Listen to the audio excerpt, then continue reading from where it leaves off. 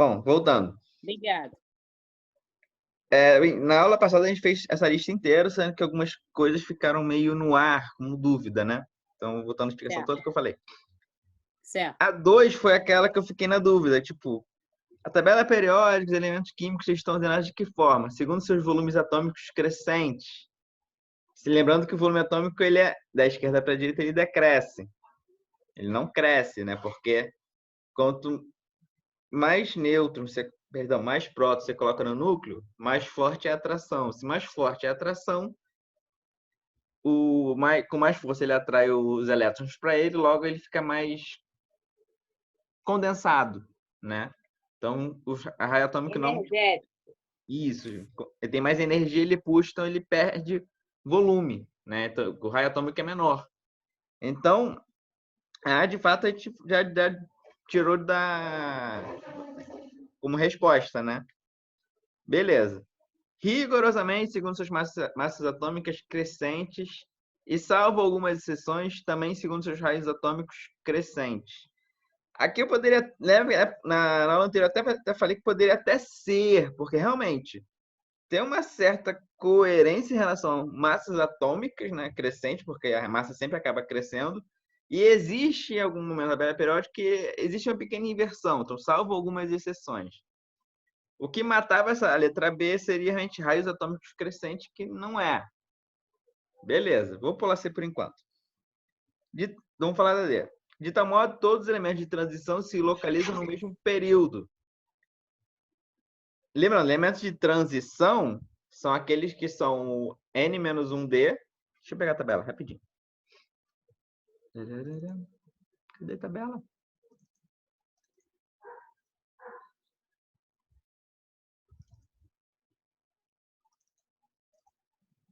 Rapidinho. Deixa eu compartilhar isso aqui, então. Tá.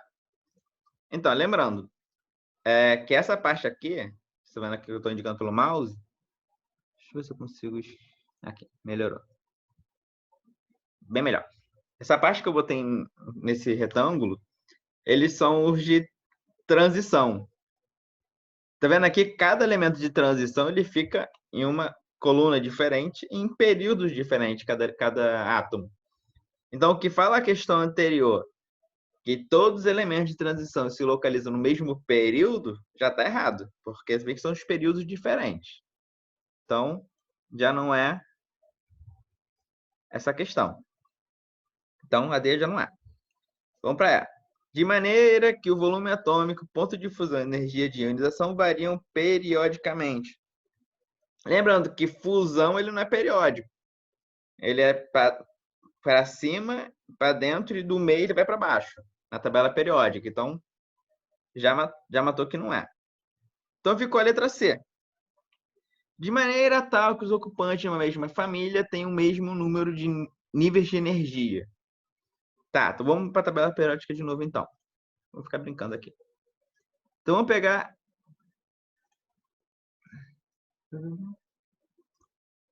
essa daqui. A coluna número 1. A coluna número 1, se a gente pegar a distribuição em níveis de energia, quando a gente fala em níveis de energia, seriam as camadas que elas têm. Camada 1, camada 2, camada 3. Aí falando aqueles K, L, M. Então, o H ele tem só o K, que seria o nível 1. O lítio, ele tem o K e o L, que é o nível 1 e o nível 2. Então, logo de cara, você já vê, eles não apresentam o mesmo nível de energia. O que a questão pode estar um pouco confusa ali é aquele... Até na aula eu falei, poxa, tá estranho. Se fossem mesmos subníveis, eles finalizam com o mesmo subnível de energia, aí dá certo, porque aqui termina com S1, isso aqui termina com S1, o sódio termina com S1 e todos que estão nessa família eles terminam com S1. N, S1, depende, o N que é o nível, mas todos apresentam a mesma finalização em níveis de energia. E todo mundo de qualquer família vão terminar. Família 1 termina em S1. A família 2 termina em S2. A família 13 termina em P1, né? A 14, P2, a 15 vai assim até chegar até o 16. Então, quando a questão fala aqui em níveis de energia, eu fiquei na dúvida, porque assim, não é o mesmo número de níveis de energia. Porque faz o mesmo níveis, aí teria que ser o mesmo elemento químico. No caso, ele fala mesmo subníveis, aí seria correto. Então, aqui ficou essa dúvida, então eu acabei procurando um pouco ver como é que está essa questão. Então, a resposta realmente é a letra C.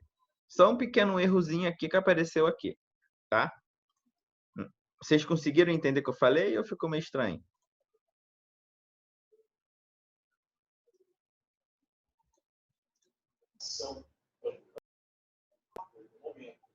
Gente, olha isso, gente. Oi? Sim. Ficou tranquilo? Beleza.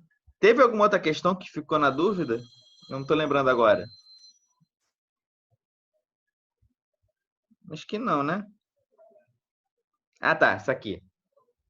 Considere as afirmações sobre os elementos grupo 1 da tabela periódica. São chamados metais alcalinos. Beleza. Grupo 1. 1A, o grupo 1 são os metais alcalinos. Beleza. Seus raios atômicos crescem com o número atômico. Tá certo, os raios vão crescendo.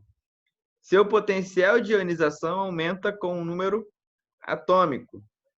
Aí, não, realmente, o potencial de ionização ele não aumenta, ele diminui. É mais fácil remover um elétron quando o número atômico acaba sendo maior. No mesmo caso, na mesma família. E seu caráter metálico aumenta com o número atômico. Aí sim, porque meio que acaba sendo um pouco mais reativo, né? No momento que o caráter metálico, ele tem mais facilidade de perder esse elétron. Então, os elementos de baixo têm mais facilidade, então ele tem um caráter mais metálico que os elementos mais acima da mesma família. Então, a resposta acaba sendo a 1, a 2 e a 4. Tranquilo?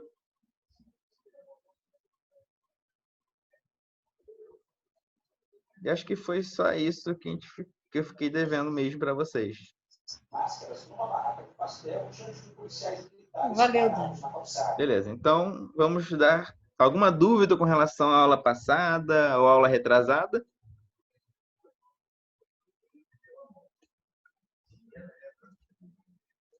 Se não tem, vamos dar seguimento à nossa matéria. Vamos para a nossa aula, em termos de slide, seria a aula 4. Aula 4. Então, vamos lá. Aula 4. O slide 4, no caso. A aula 3, a gente já terminou ela como um todo. Deixa eu mostrar para vocês. Peraí. Não faço eu compartilhar meu... Vamos lá. A aula 3, a gente parou na parte de ponte de hidrogênio, lembrando que não é mais ponte, é ligação de hidrogênio. Foi a nossa última parte que a gente deu na semana passada. Então, a gente finalizou toda a aula 3.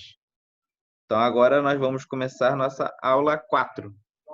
Vocês não têm como encaixar em algum tempo tudo que vocês passaram, não?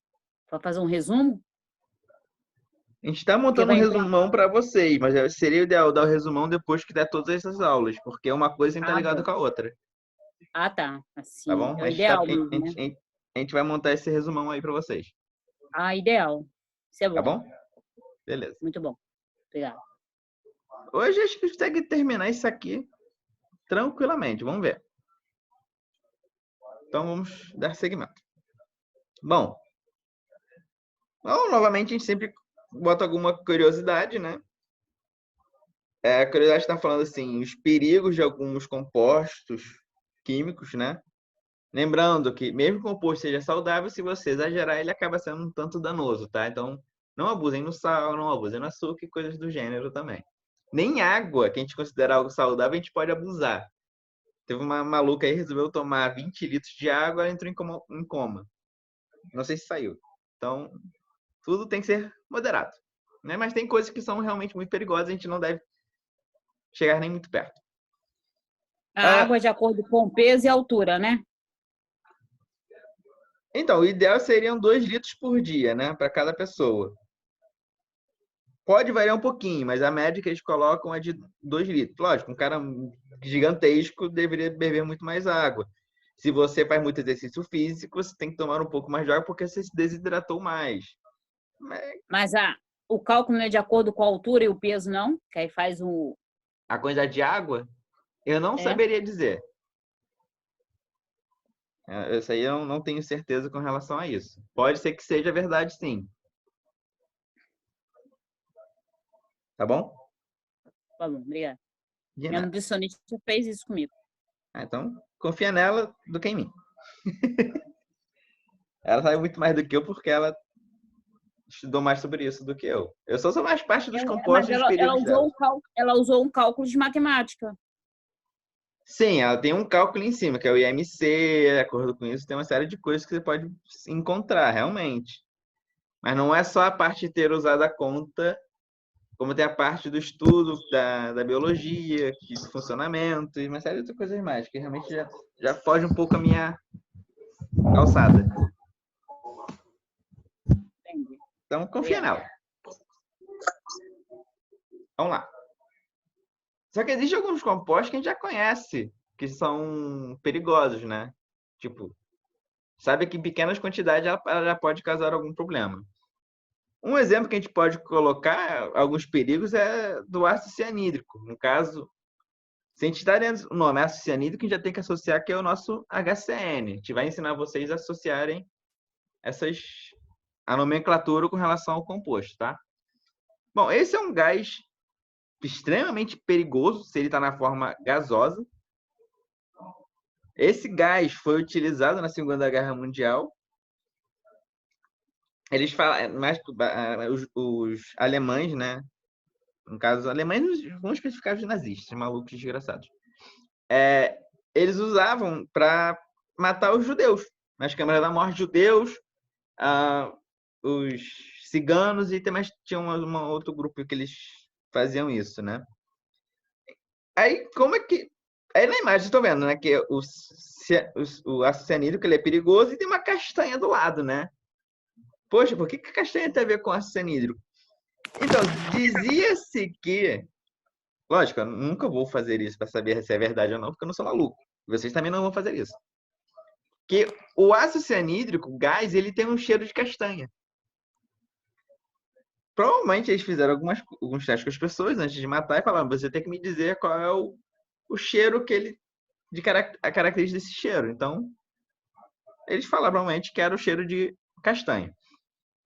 Não necessariamente se você ficar cheirando castanha, você vai estar se envenenando com arsenismo. Existem alguns odores que podem ser muito parecidos, tá? Não quer dizer que a castanha e as amêndoas vão ter arsenídrico, tá? Fiquem tranquilos com isso. Lógico, também não abusem em amêndoas, tá? Amêndoas também, excesso dá outros probleminhas também. Então, o que a gente vai falar hoje, basicamente, é sobre a geometria das moléculas. De acordo com a molécula, ou os átomos das ligações, como eles estão se ligando, eles vão ter uma certa geometria e vão ocupar um certo espaço na natureza, né? Então, de acordo com essas ligações, nós podemos dizer se uma molécula ela é fina, se ela ocupa muito espaço, qual é a massa, qual é o volume, qual é a densidade, de acordo com essas ligações e interações também, né? Então, a ideia daqui é vocês saberem identificar quem é a molécula e saber depois, logo em seguida, dizer qual é a geometria dela, né? Então, se vocês pegarem aqui exemplos que está colocando aqui no quadro, no caso no slide, o exemplo que está colocando aqui são de moléculas diatômicas, no caso, moléculas que têm somente 2 átomos. Neste caso, a geometria, a gente não pode dizer que ela é ovalada. A geometria fala, tipo, em quantos eixos a gente consegue cortar essa molécula. Se a gente pegar o H2, nós só podemos cortar em um sentido. A gente sempre consegue cortar ele assim. Que a gente passa no meio das 2 moléculas. O HCl também. Cortando, a gente passa no meio dos 2 átomos. Então, qual seria a geometria dela? Bom, ele é uma linha, né? O corte. né? Então, se o corte é uma linha, a gente fala que a geometria desta molécula é linear. Logo, toda molécula diatômica, ou toda molécula que é presente somente 2 átomos se ligando, vão apresentar uma geometria linear. Tá bom? Então, vamos seguir viagem.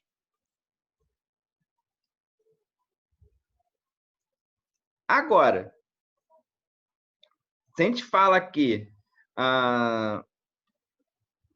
entre 2 átomos que estão se ligando, porém você tem uma formação de polos, um polo positivo e um polo negativo, essa nuvem eletrônica ela vai se deslocar. Lembrando que para esses polos aparecerem, como a gente falou em ligações covalentes polares, eu tenho que ter uma diferença de eletronegatividade representativa. Lógico, se ela é covalente, ela não pode passar de 1,7, né? Passando de 1,7, ela passa a ser ligação iônica. Então, como apresenta essa diferença de eletronegatividade, você tem os elétrons mais localizados a um lado, mais próximo de um átomo do que do outro. Então, essa geometria é a que vocês estão vendo aqui. Ela apresenta essa diferença de nuvem eletrônica. Porém, neste caso, o formato ele é ovalado. Mas em termos de geometria, se são 2 moléculas se ligando, elas continuam sendo uma geometria linear, né? Porque nós continuamos cortando o eixo nesse sentido aqui. Então, só que assim, a forma dela é ovalada, mas a geometria que a gente está falando da molécula continua sendo linear, tá bom? Mas existe uma teoria aqui que são a repulsão dos pares eletrônicos da camada de valência. Mas para a gente ver que existem... Isso explica porque algumas moléculas a gente imagina que seja linear, até que a gente colocou para vocês lineares, porém na vida real elas não são lineares. Vai chegar mais para frente nesse exemplo. Bom, primeira coisa que a gente ensinou para vocês foram as setinhas, né? Como são essas ligações. No caso, a gente vai falar sempre das ligações covalentes, tá? Lembrando, se existe somente uma interação de um átomo com outro, ou seja, um elétron do átomo A e um elétron do átomo B que estão se compartilhando, nós colocamos sempre uma setinha, ou quando você tem o átomo A que compartilha 2 elétrons, mas o átomo B não compartilha nada. Lembrando que a gente está falando agora da ligação covalente dativa. Quando é covalente dativa, é essa setinha. Então, acaba sendo uma ligação simples. Agora, se eu tenho, no caso do oxigênio, né? Deixa eu botar o oxigênio aqui. Vou botar aqui do lado. O oxigênio, ele faz esse tipo de interação. Por quê? Se pegar na tabela periódica o oxigênio, ele precisa de 2 elétrons para ficar com uns 8 elétrons nessa última camada. Neste caso, o oxigênio precisa de 2 elétrons. Então, o oxigênio A precisa de 2 e o oxigênio B precisa de 2. Lógico, se fosse algum elemento que tivesse grande facilidade... Oi. Vamos lá. Se fosse um átomo que tivesse grande facilidade em perder esse elétron, simplesmente o elétron ia passar para o oxigênio. Porém, aqui, no exemplo, aqui a gente tem 2 átomos idênticos. Então, os 2 querem ganhar, ninguém quer perder. Então, para eles entrarem em um consenso, eles vão falar, eu te empresto o meu e você me empresta o teu, e a gente fica intercalando. Porém, ele não vai emprestar 1. O oxigênio A vai emprestar 2, o oxigênio B vai emprestar 2. Então, logo, nós temos só 2 interações. Ou seja, um duplo empréstimo, né? Dupla troca, no caso. Então, aqui, como tem esses 2 tracinhos, estamos falando de uma ligação covalente dupla, ou basicamente uma ligação dupla. No caso, tem 2 elétrons do átomo A, do oxigênio A, e 2 elétrons do oxigênio B. Então, aí nós caracterizamos uma ligação dupla. Agora, quando a gente está falando de uma ligação tripla, um exemplo que a gente pode colocar é o nitrogênio. O nitrogênio ele fica antes do oxigênio. Então, para ele chegar a um gás nobre, ou uma configuração eletrônica equivalente ao gás nobre, ele precisa fazer 3 interações. Então, se ele precisa fazer 3 interações... Muito grande esse quadradinho, peraí. Como é que eu faço para reduzir ele? Aqui. É melhor. Então, o nitrogênio, ele vai fazer isso aqui. 3 interações. Porque o nitrogênio precisa de 3 elétrons para chegar ao gás nobre. Então, o nitrogênio A precisa de 3 e o nitrogênio B precisa de 3. Normalmente, eles não querem perder, só querem ganhar. Então, eles vão emprestar mutuamente um para o outro e vão viver felizes e contentes. Então, aqui você tem 3 elétrons, aqui você tem 3 elétrons, logo você tem 3 interações.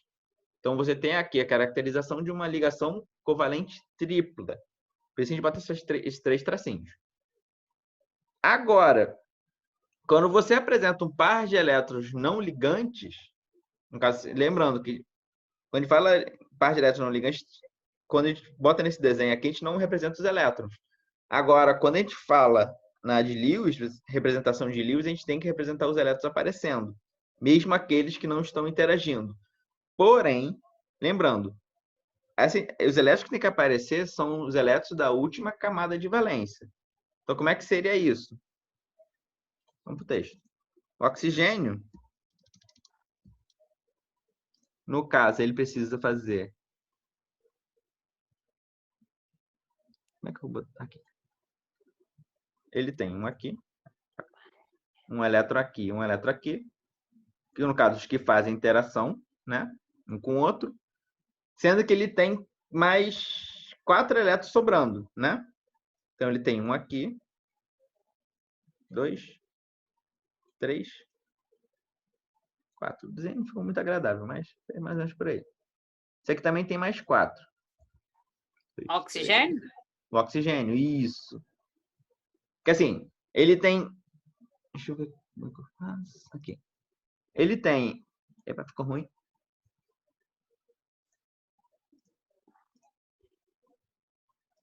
Ele tem essa interação e tem esta interação de fato acontecendo. Porém, ele também tem pares de elétron. Ele tem esses pares de elétron aqui que não... Ai, caraca. Que não... Ele perde e ganha. Ele perde e ganha. Perde e ganha. Uma... ele fica nessa brincadeira. Empresta, eu pego o teu. Você me devolve, eu te empresto o meu. Aí fica assim. Vai e volta, vai e volta. Mas só esses daqui que estão interagindo, que estão em retângulo. Esses que eu circulei, esses aqui que eu circulei, eles não estão interagindo com ninguém. No caso, esses aqui são os par de elétrons. Esses, no caso, a gente fala em dupla, no caso. São pares de elétron que não estão interagindo. Eles são os não ligantes. Entendeu? Eles não têm ligação com ninguém. A não ser que esses caras aqui façam a dativa. Porém, aqui a gente não tem uma situação de ligação dativa, tá? A mesma coisa do nitrogênio. O nitrogênio, ele... O nitrogênio, se a gente falar em distribuição eletrônica, ele tem 5 elétrons nessa última camada, tá? Ih, oh, bagaça. Tá de novo aqui. Lá, lá, lá, lá.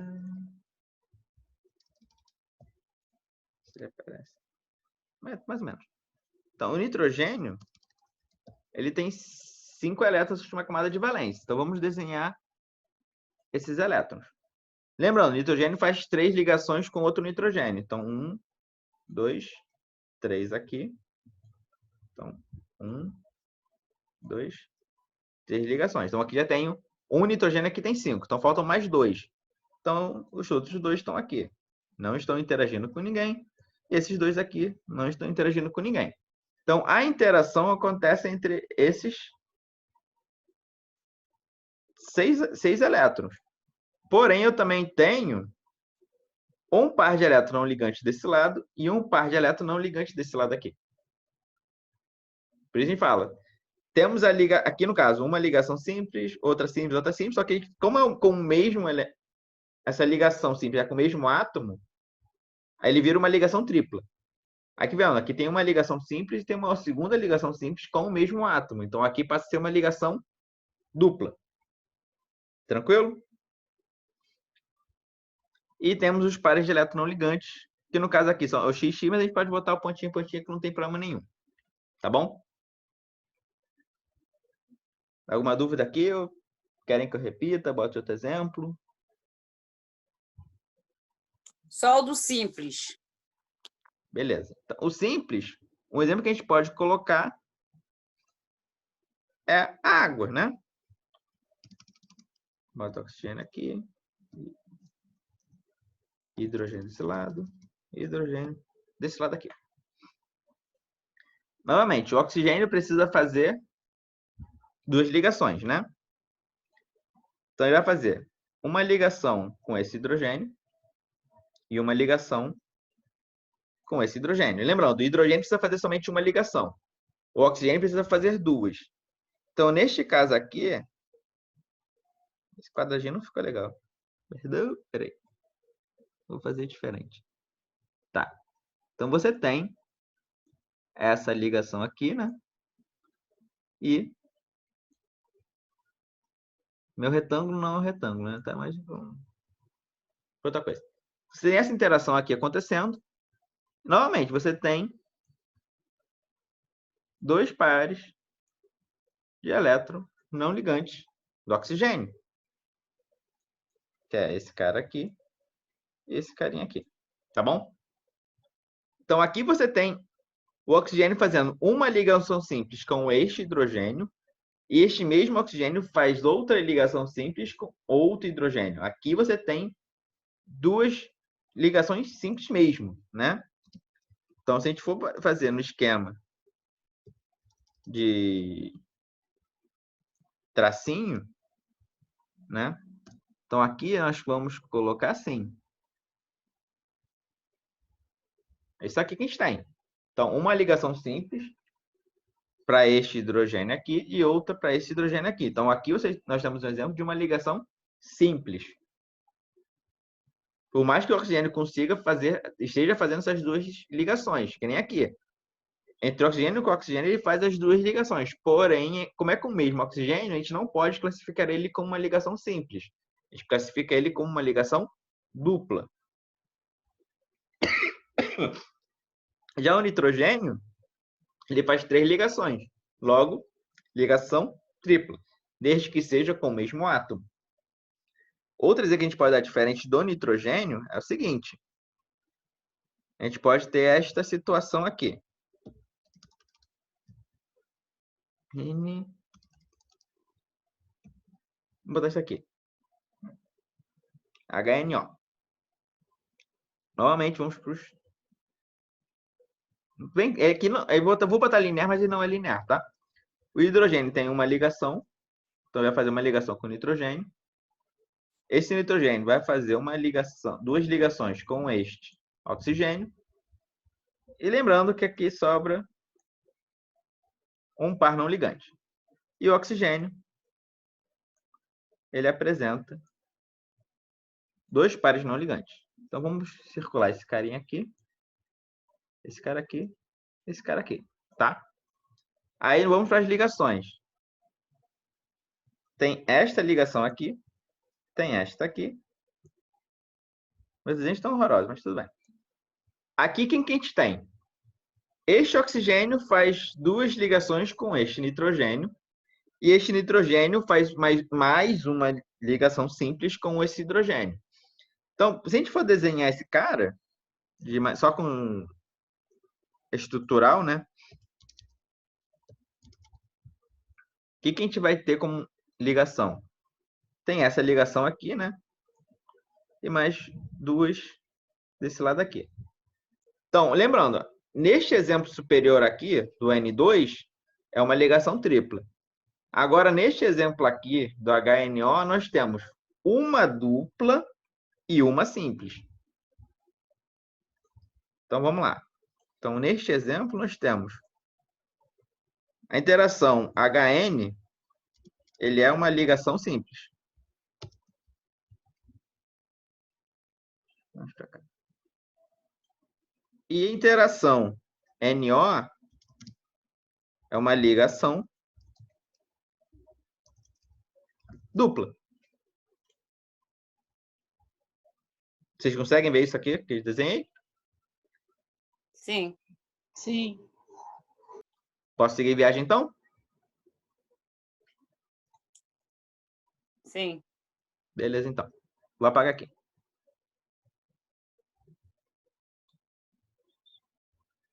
Ficando de tracinho, outro fica difícil apagar esses caras, meu Deus do céu.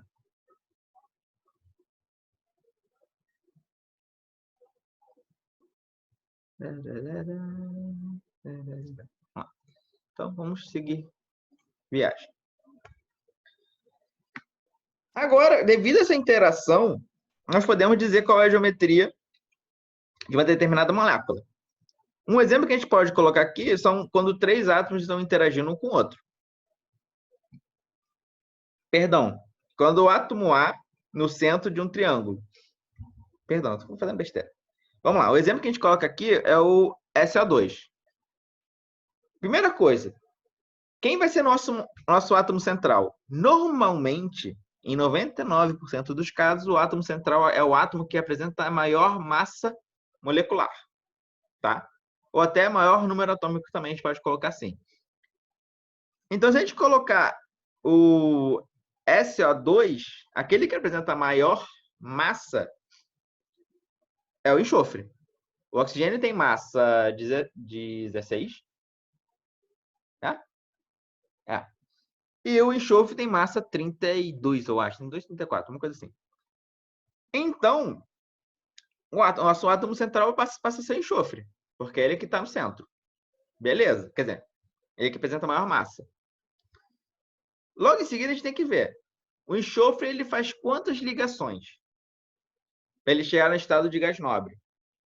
Se a gente pegar na tabela periódica, o enxofre está logo na mesma família do oxigênio, lembrando que ele é um calcogênio.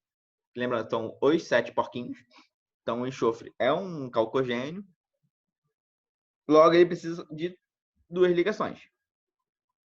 De 2 átomos, no caso, né? Então, o número de átomos que ele de elétrons que ele precisa é mais ou menos o número de ligações que ele vai precisar fazer também. Então, ele vai fazer uma ligação com quem? No caso, a gente está falando do SO2, então ele tem um oxigênio ali. Então, ele vai fazer, esse enxofre vai fazer uma ligação, ou seja, uma dupla ligação com um oxigênio.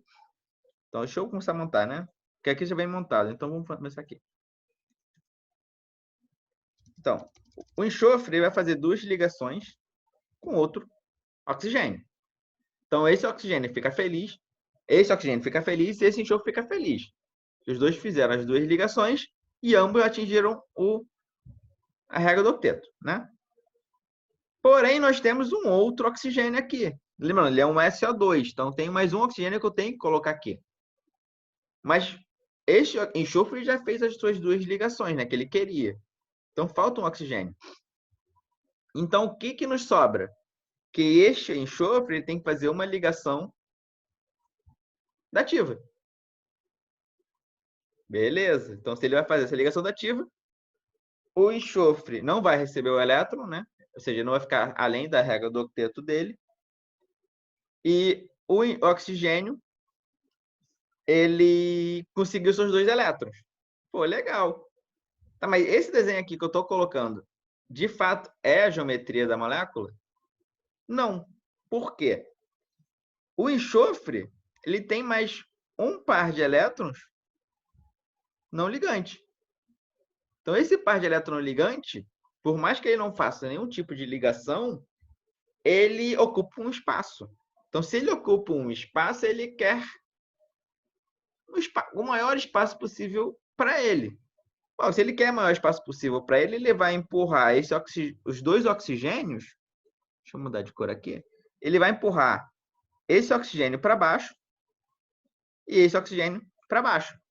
Porque esse par de elétrons ele quer um espaço. Então, nessa geometria, aí vocês vêm aqui no desenho. Nesse desenho aqui. Quando ele empurra para baixo, ele forma um ângulo entre essa... Tem 3 bolinhas, né? Então, você tem um ângulo que entre esse cara aqui E esse cara aqui, que no caso, o par de elétron está aqui em cima e a dupla ligação com o oxigênio está aqui à direita. Então, você tem esse ângulo aparecendo aqui de 120 graus. Lógico, se ele é 120 graus, esse aqui vai ser 120 e esse aqui também vai ser 120. Lembrando, como é uma circunferência, a soma dos ângulos totais dá 360. Se eu dividir por 3, dá 120. Então, eu tenho 3 partes iguais. Então, a geometria deixou de ser linear. Então, a geometria passa a ser qual? Enxofre aqui, um oxigênio aqui e o outro oxigênio aqui. Então, o que nós temos? Vou botar para a cor preta. Uma ligação dativa para esse lado e uma dupla rolando para esse lado aqui. E aqui no caso, quando a gente bota a estrutural, a gente não mostra o par de elétron. Mas o par de elétron está aqui aparecendo, ocupando um espaço. Então, nossa geometria aqui agora, ele passa a ser o quê? Uma geometria angular, porque nós temos um ângulo sendo formado. Um ângulo sendo formado aqui. Então, se tem um ângulo sendo formado, a geometria dele é angular. Agora, se eu deixar de trabalhar com SO, aqui no caso está falando só do SO2, tá? Agora, se eu resolver falar do SO3, perdão, oxigênio minúsculo não pode, né? Do SO3, vai ser quase o mesmo desenho daqui, né? Que aparece aqui. Porém, nós temos... Deixa eu botar mais para cima aqui. O oxigênio aqui. O S aqui. E outro oxigênio aqui. No caso, nós temos... Epa, perdão. Deixa eu botar preto. Você tem essa ligação aqui, uma dupla, e nós temos mais 2 dativas. Lembrando que para ter uma dativa tem que ter um par de elétron. Aqui, o oxigênio, aqui como oxigênio, o enxofre, como oxigênio, ele também apresenta 2 pares de elétron ligantes. Então, ele tem a capacidade de fazer 2 ligações dativas. Por isso que a gente tem esse exemplo aqui. Essa dativa e essa dativa. Beleza. Agora, os 3 vão ocupar o mesmo espaço como geometria espacial, né? Então, novamente, nós caímos nesse desenho circular aqui, que está em vermelho. Novamente, nós já apresentamos esses ângulos aqui de 120 graus. Porém, agora, deixa eu botar para o texto, a gente não pode dizer que ele apresenta a mesma geometria que o enxofre, né? Perdão, mesma geometria que o SO2. Então, a geometria desse cara aqui, ele é assim. Uma dupla para cá. E uma dativa para cima e uma dativa para baixo. Beleza. Então, nessa geometria, a gente não pode dizer que é angular, porque nós temos 3 ângulos. Porém, se eu fizer isso aqui... Deixa eu botar em vermelho. O que a gente tem agora? Um triângulo, né? Então, esse desenho aqui, como geometria espacial, ele passa a ser uma trigonal planar, porque esse aqui é um plano. Então, isso aqui é trigonal planar. Beleza? Ficou alguma dúvida aqui?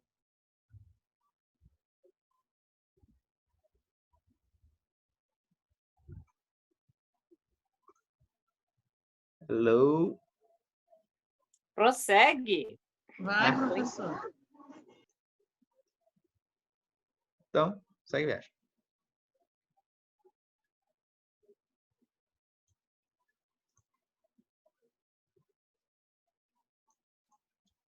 Tô entendendo. Ah, sim. Eu tô tentando apagar aqui. Então, normalmente a gente bota... Vamos complicar mais a vida, né? Exemplo aqui é a água, né? Se eu Oi? pudesse acompanhar, se o senhor pudesse acompanhar com uma tabela periódica e mostrando, aí a lógica ia ficar mais clara, Tá, vou colocar aqui então, peraí. entendeu? Entendi.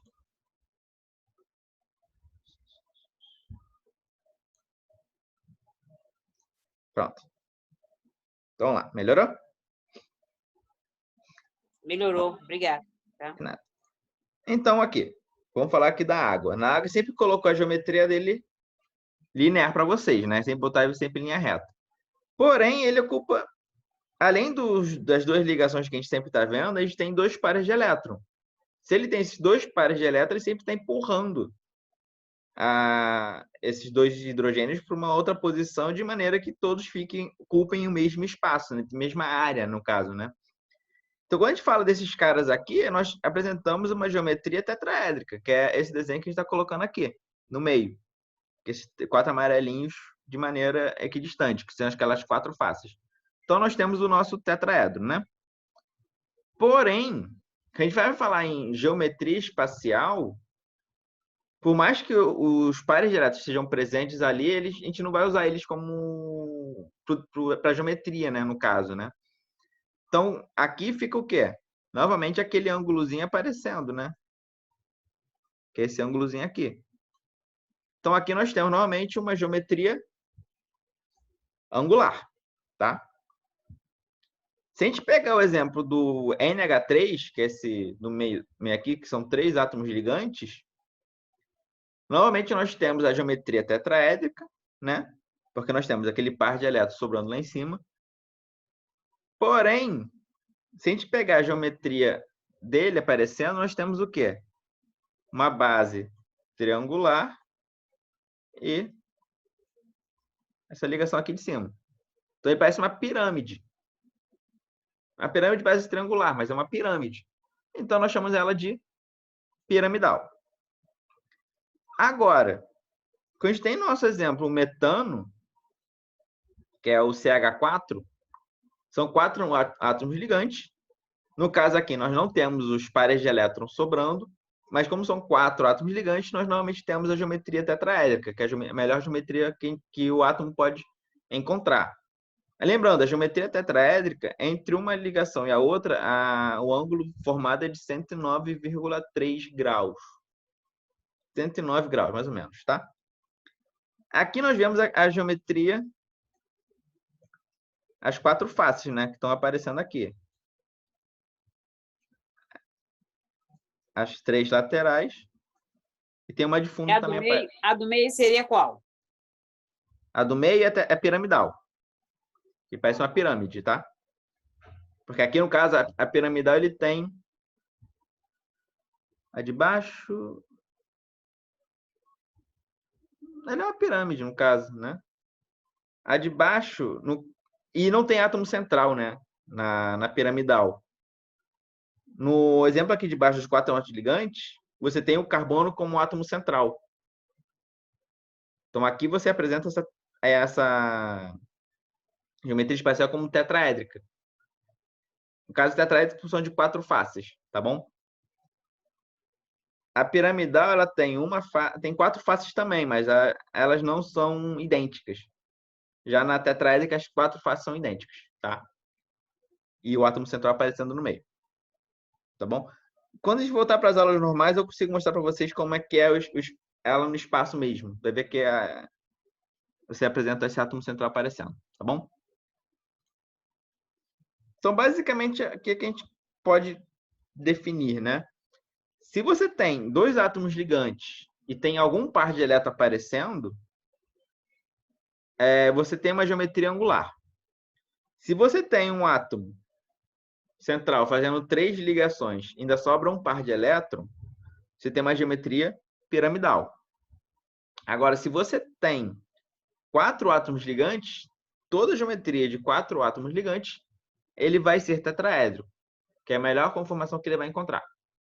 Tá bom? Então, alguma dúvida, vocês podem me travar, tá?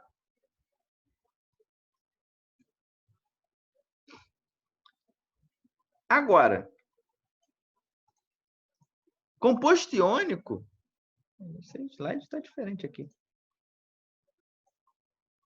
Em composto iônico, a gente fala de dissociação, né? Se eu botar uma bateria e botar numa água pura, eu falei, lembrando, eu falei, água pura e não apresenta íons, não apresenta cargas positivas, não apresenta nem cargas negativas. Se eu botar essa bateria nessa água ultra pura, ou seja, a água só tem água mesmo, essa lâmpada não vai ligar. Agora, se eu botar essa mesma bateria nessa água que apresente sal de cozinha, algum sal qualquer, você vai ter essa lâmpada ligando, que no caso já comprova a dissociação. Como é que acontece essa dissociação? Os ânions vão para o polo positivo. Lembrando, os ânions apresentam elétrons. E os cátions que perderam elétrons, estão positivamente carregados, vão ser atraídos pela parte negativa. Quando você tem isso, você tem um deslocamento de elétron da parte positiva para a parte negativa. Por isso que na esquerda vão os ânions e à direita vão os cátions. Então, esse é um exemplo que a gente tem de pilha. Isso aqui acontece mais ou menos nas pilhas que a gente tem recarregáveis, né? Você tem essa dissociação, esse deslocamento desses íons, e nossos controles funcionam. Quando essa bateria descarrega, porque todos os ânions foram para a esquerda e todos os cátions foram para a direita. Então, quando a gente bota no carregador, lógico, as pilhas recarregáveis, nós recuperamos esses sais de novo, de maneira a gente conseguir reutilizar, tá? Como é que funciona esses compostos iônicos, no caso? Se eu tiver só o bloco de sal, ele não vai botar uma eletricidade, não vai conduzir, porque eles estão ali interagindo com o outro de maneira intensa. Agora, quando eu boto a água tem um poder. Lembrando que a água tem aquelas forças de ligação de hidrogênio são mega fortes. Então, eles têm a capacidade de dissociar, de quebrar as interações dos cátions e dos ânions. Então, isso faz com que eles se separem e se espalhem ao longo da solução aquosa, ou seja, ao longo da água. Então, aqui nós estamos apresentando agora uma solução de sal de cozinha, ou uma solução aquosa, né? Porque ele deixou de ser água pura, né? Mas ele passou a ter maior quantidade de água. Então, nós temos uma solução aquosa de NaCl. Como é que ocorre essa interação? Lembrando, aqui está falando da interação íon-dipolo, né? Porque a água ela é polar, mas ela não apresenta as cargas de fato formadas. Ela apresenta cargas parciais positivas e cargas parciais negativas. Porém, o sódio apresenta a carga positiva e o cloro apresenta a carga negativa. Então, se nossa água ele tem a parte negativa, que é o oxigênio dela, é o polo negativo, então é essa parte que vai interagir com o sódio, que é o polo positivo, né? Agora, no cloro, nós temos que ele é negativo e na água, nosso polo acaba sendo os hidrogênios, que são nossos polos positivos. Então, no sódio a interação é com o oxigênio e no cloro a interação é com o hidrogênio. Então, esse é um exemplo porque ele acaba dissociando e solubilizando. Ele consegue separar, interagir e impedir que o sódio volte a chegar perto do cloro. Se chegar perto do cloro e consiga interagir, você forma um sal de novo. Isso normalmente acontece quando você pega a água do mar, que tem bastante sal, você vai evaporando a água, então você vai perdendo essas interações. Quando chega a um ponto de perder tanta água, você começa a ter a formação dos sais. Então, esse é o nosso famoso sal marinho. O que acontece no nosso corpo quando a gente entra no mar? A gente entra no mar, nós absorvemos a água e fica o sal formado na nossa pele. É um belo exemplo. Agora, quando você tem compostos covalentes, se eu colocar, fazer o mesmo teste, pegar o açúcar, que é formado somente de ligações covalentes, por mais que ela seja polar, são ligações covalentes, e você colocar essa mesma bateria e esses mesmos cabinhos dentro dela, você não tem a passagem de corrente elétrica. Então, logo essa lâmpada não vai acender. Por isso, mas assim, o açúcar ainda assim dissolveu na água. Mas por que dissolveu na água mas não conduziu eletricidade, né? Perdão de novo. Quando isso ocorre, porque o açúcar, ele apresenta as cargas parciais positivas e cargas parciais negativas, né? O açúcar ele é uma ligação covalente polar. Então, você tem uma interação da água com o açúcar. Isso permite... Lembrando que aí, no caso, você tem a ligação de hidrogênio de fato ocorrendo. Então, você tem uma ligação muito forte, né? Então, essa ligação muito forte permite com que o açúcar seja solúvel em água, tá?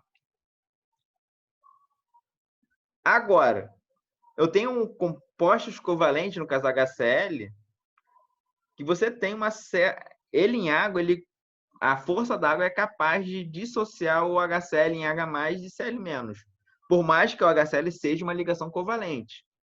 Se você pegar pela regrinha, ele é muito perto de 1,7, só que ele é um pouquinho abaixo de 1,7. Então, ele vai apresentar como característica uma ligação covalente. Porém, ele em água, ele vai se dissociar em H+ e Cl-. Devido a isso, a essa ionização de fato acontecendo, se eu fizer esse mesmo teste com a pilha, essa lâmpada vai acender. Porque você vai ter o Cl- indo para o polo positivo e o H+ indo para o polo negativo. Nessa situação é bem curiosa, porque você vê a formação de bolhas nessa bateria. Eu aconselho a não fazer isso em casa. E se você botar um fósforozinho aqui logo na boca dele, você vai ver um foguinho saindo, que é o hidrogênio reagindo com o oxigênio e formando água. Não façam isso, que é uma pequena explosão, por favor. A gente pode fazer isso em laboratório para mostrar para vocês, tá? Em ambiente controlado, pelo amor de Deus. Então, compostos covalentes, muito perto de 1,7, em presença de água, você consegue quebrar, formando H+ e Cl-. Lembrando agora que nós temos uma solução aquosa. Então, esse H+, ele é aquoso e o Cl- também é aquoso. Então, pelo amor de Deus, quando forem colocar isso, pedirem uma prova dissertativa sobre a dissociação de algum composto em meio aquoso, meio de água, você tem que colocar esse subscrito de esse AQ subscrito entre parênteses, para dizer que é um meio aquoso, tá bom?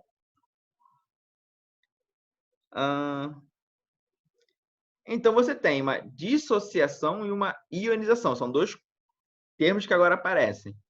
Os compostos iônicos, em meio à água, eles se dissociam. Você já tem os íons já formados, o cátion e o ânion. Porém, ocorre uma separação deles. Então, só isso, eles vão se separar. Então, você tem logo uma solução iônica e uma solução eletrolítica. Tá bom? Lembrando, para dissociação, só uma separação deles, tá? Agora, você tem compostos moleculares, seja, os compostos que apresentam ligações covalentes. Em meia água ocorre duas situações.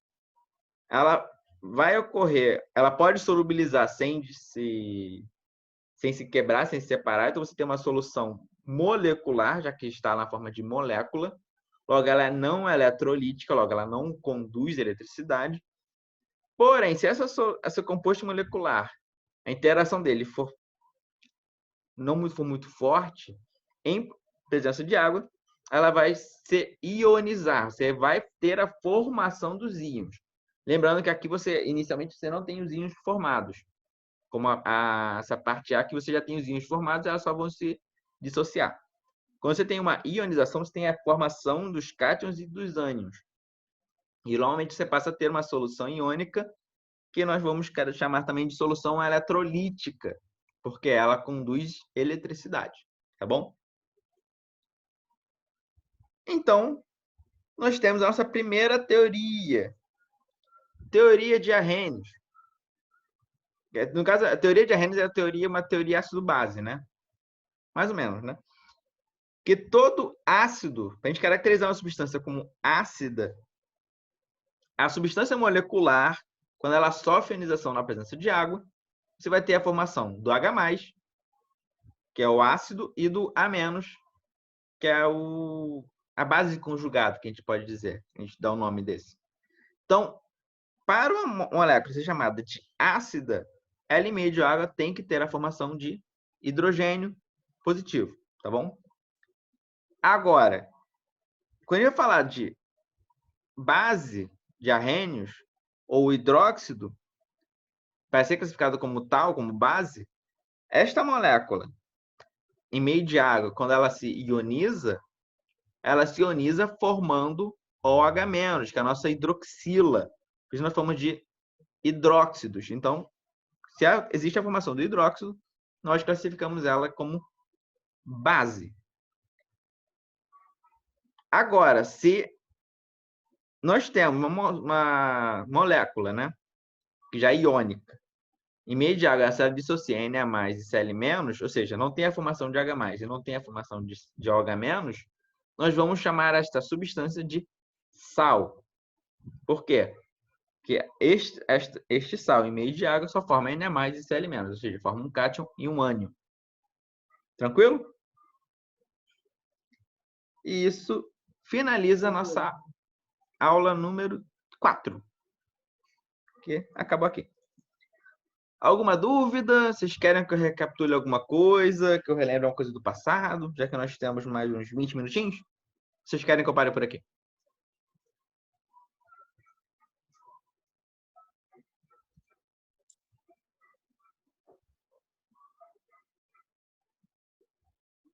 Bom, então, é isso, pessoal. Acabamos mais um tema. Lembrando que nós temos ainda a nossa... Deixa eu ver aqui. Esse resumão está previsto para quando? Sabe me dizer? Deixa eu dar uma olhadinha aqui. Quantas aulas a gente já tem de inorgânica? Nós terminamos a aula 4. Nós temos mais 2 aulas. A aula 5 e a aula 6 ainda para dar. Então, se a gente terminar a aula 5, daqui a 2 aulas, e nós já vamos tentar montar esse resumão e já passar para vocês. Então, acho que na segunda-feira eu vou dar continuidade na aula. Começar a aula 5 já, para já até começar a adiantar, porque aí nós temos que já dar também a parte de estequiometria e orgânica para vocês. Entendi. Beleza? Beleza. Então é isso, pessoal. A aula 5, vocês verem qual é, já vamos falar sobre mais teorias. Espera aí.